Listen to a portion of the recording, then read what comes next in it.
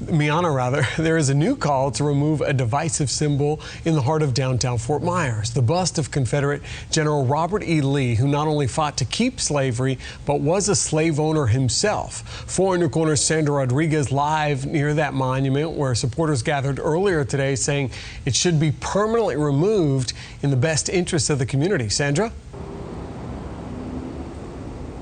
Well, right now, the Robert E. Lee bust is actually not here. It was removed last week as protests sparked across the country following the death of George Floyd. Sons of Confederate Veterans asked that it be temporarily removed as a precaution. But people here today say it should not come back.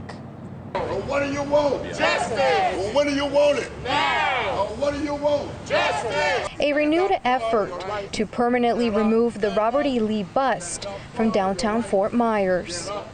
It presents racism, it presents hate, and that's what we saw with George Floyd.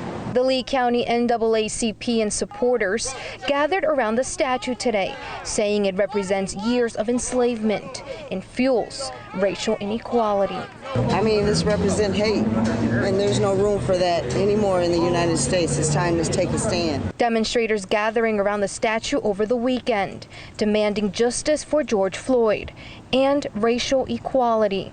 The only reason that they're keeping this up is to remind them of false superiority. Yes, sir. And to remind blacks to stay in your place. But there are mixed emotions regarding the permanent removal of the Robert E. Lee statue that's been here since 1966 during the Civil Rights Movement. It's not a hate symbol. MCCALLISTER is a member of the Sons of Confederate Veterans. He says the statue is a tribute to the name of the county. The character of Robert E. Lee has not changed. He was a fine American, worthy of being the namesake for a county, and when the county was named, and he's worthy now. Others say it's part of U.S. history. Well, they're also symbols about mistakes. They're not symbols just to say that the South was right.